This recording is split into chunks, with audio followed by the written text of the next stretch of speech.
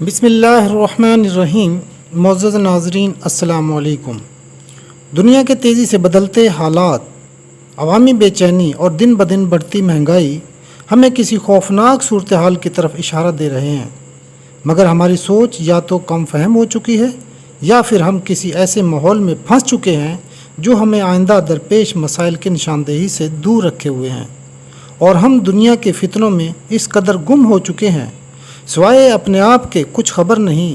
ایسا معلوم ہوتا ہے کہ جو معاملات روز قیامت پیش آنے والے ہیں کہ ہر شخص سوائے اپنے آپ کے تمام رشتہ داروں تک کو بھول چکا ہوگا اور پکارتا ہوگا رب نفسی نفسی رب نفسی نفسی، اے رب میری جان، اے رب میری جان، کہ دنیا میں ہی وہ منظر پیش ہوتا نظر آ رہا ہے۔ ہر شخص صرف اپنی ہی دھن میں ہے۔ میرا سوال یہ ہے کہ ایسا کیوں ہے؟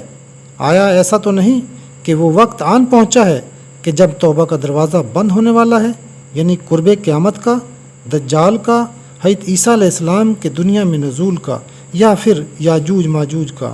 آج کی اس ویڈیو میں ہم یاجوج ماجوج کا ذکر کریں گے کہ وہ کون ہیں، وہ کیا کر رہے ہیں۔ حالات پر ذرا سی بھی نظر رکھنے والا ضرور اس بات کو اور حالات کو سمجھنے کی کوشش کرتا ہے، لہٰذا ویڈیو کو ایک بار ضرور سنیے، شاید کہ ہمیں حالات کی سنگینی کا کچھ اندازہ ہو سکے۔ قرآن پاک میں یاجوج ماجوج کا ذکر دو جگہوں پر آیا ہے۔ پہلے گروہ کا ذکر سورہ انبیاء میں جو بلندیوں سے دوڑتے ہوئے آئیں گے، یعنی مطلب یہ کہ دنیا کے تمام بلندیوں پر قابض ہو جائیں گے، لوگوں کے معاش میں فساد برپا کریں گے، دنیا میں فتنہ و فساد پیدا کریں گے، مسلمانوں کے ایمان کو خراب کریں گے، اور مسلمانوں میں ان سے مقابلہ کرنے کی طاقت نہ ہوگی۔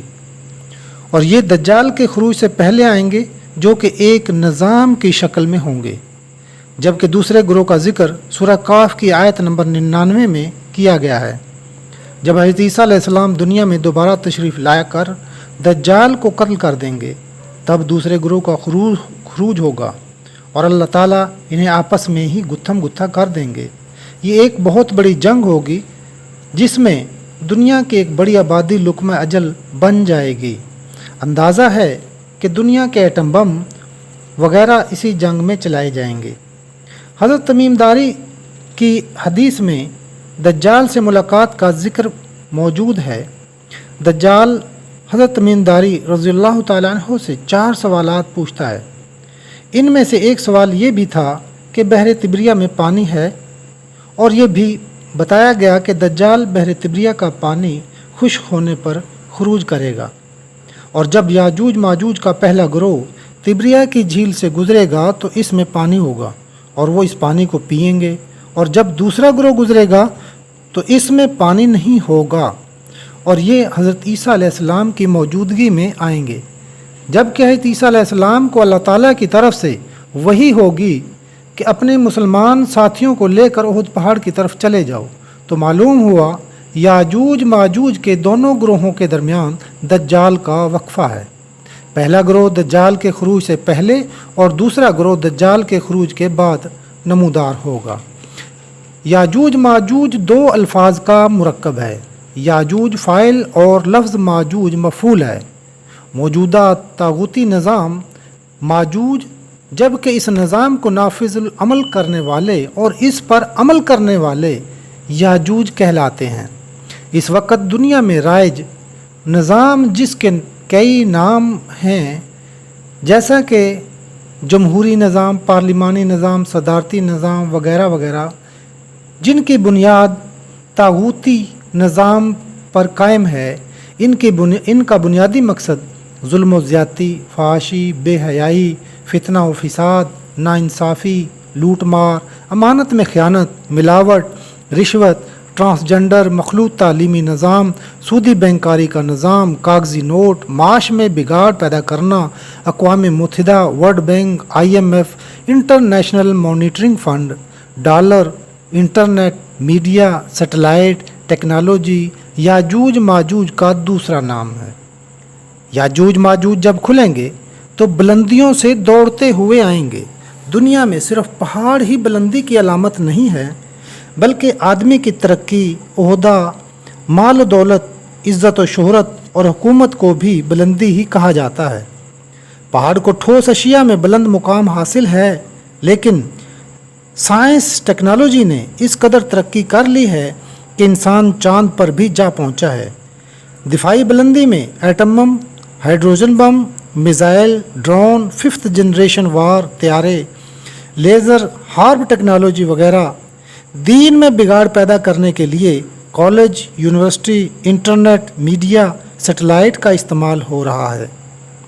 کسی بھی غیرت مند قوم کو ذہنی غلام بنانا مقصود ہو تو اس قوم میں کالج اور یونیورسٹیاں کھول دی جاتی ہیں، تو وہ قوم خود بخود بے غیرت، بے حس اور ذہنی غلام بن جاتی ہے۔ کسی شاعر نے کیا خوب کہا ہے، یوں ہی قتل سے وہ بچوں کے بدنام نہ ہوتا، افسوس کے فرعون کو کالج کی نہ سوجھی۔ پوری دنیا میں سپر پاور بننے کے لیے اقوام متحدہ، ورلڈ بینک اور IMF کا قیام ہی کافی ہے۔ قرآن پاک میں یاجوج ماجوج کو فسادی کہا گیا ہے۔ صحابہ کرام رضی اللہ تعالیٰ عنہ نے عرض کی، یا رسول اللہ، یاجوج ماجوج کیا کریں گے؟ تو آپ صلی اللہ علیہ وسلم نے فرمایا، یاجوج ماجوج لوگوں کے معاش میں بگاڑ پیدا کریں گے۔ اللہ کے نبی صلی اللہ علیہ وسلم نے ہمیں یاجوج ماجوج کی پہچان بھی کرا دی۔ جو لوگوں کے معاش میں بگاڑ پیدا کریں گے وہی لوگ یاجوج ماجوج ہیں۔ جب سے دنیا قائم ہوئی، تجارت سونے چاندی دھات یا اجناس میں ہی ہوتی رہی ہے۔ 1700 عیسوی میں پہلا ڈالر نوٹ چھاپا گیا اور 1791 میں الیگزینڈر ہیملٹن نے حکومت کو قرض دینے کے لیے بینک آف یونائٹڈ اسٹیٹ قائم کیا، جس سے لوگوں کے معاش میں بگاڑ پیدا کرنے کا آغاز ہوا۔ اس طرح کاغذ کے ایک ٹکڑے نے سونا، چاندی، دھات، اجناس کی اہمیت ختم کر کے ان کی جگہ لے لی اور پوری دنیا کی تجارت ایک کاغذ کے ٹکڑے کے بدلے میں ہونے لگی۔ اسلامی دنیا کی معدنیات اور تیل اس بیکار ردی کاغذ کے ذریعے خوب لوٹا جا رہا ہے۔ اب بات اس سے بھی کہیں آگے نکل چکی ہے۔ ڈیجیٹل کرنسی بٹ کوائن نے اس کاغذی کرنسی کو بھی پیچھے چھوڑ دیا ہے اور پوری دنیا کی دولت کو لوٹ کر دجال کے خزانہ میں جمع کر دیا گیا ہے، جو پوری دنیا کے ساتھ بہت بڑا دھوکہ و فریب ہے۔ جو شخص بھی اس نظام کے خلاف بات کرتا ہے، اس کو قتل کر دیا جاتا ہے یا اس کو راستے سے ہٹا دیا جاتا ہے، جس کی مثال شاہ فیصل، صدر Saddam Hussein, colonel Gaddafi, Zulfikar Ali Bhutto اور جنرل ضیاء وغیرہ ہیں۔ اللہ تعالیٰ نے 2 قسم کے لوگوں سے جنگ کا اعلان کیا ہے۔ نمبر 1 یاجوج ماجوج اور نمبر 2 سود والوں سے، یعنی سود کھانے والوں سے۔ اللہ تعالیٰ سورہ بقرہ کی آیت نمبر 278 اور 279 میں ارشاد فرماتا ہے، جس کا ترجمہ اس طرح ہے، اے ایمان والو، اللہ تعالیٰ سے ڈرو اور جو سود باقی رہ گیا ہے اسے چھوڑ دو اگر تم سچ مچ ایمان والے ہو، اور اگر ایسا نہیں کرتے تو اللہ تعالیٰ اور اس کے رسول سے جنگ کے لیے تیار ہو جاؤ۔ اللہ تعالیٰ نے صرف یاجوج ماجوج اور سود والوں سے جنگ کا اعلان کیا ہے، اس کے علاوہ کسی سے جنگ کا اعلان نہیں کیا، چاہے وہ گناہ کیسا ہی کیوں نہ ہو۔ چوری، زنا، شراب، جوا، جھوٹ، ملاوٹ، امانت میں خیانت، غیبت وغیرہ وغیرہ، یہ ایسے گناہ ہیں جن کی اللہ تعالیٰ نے سزائیں مقرر کی ہیں، لیکن ڈائریکٹلی جنگ کا اعلان نہیں کیا۔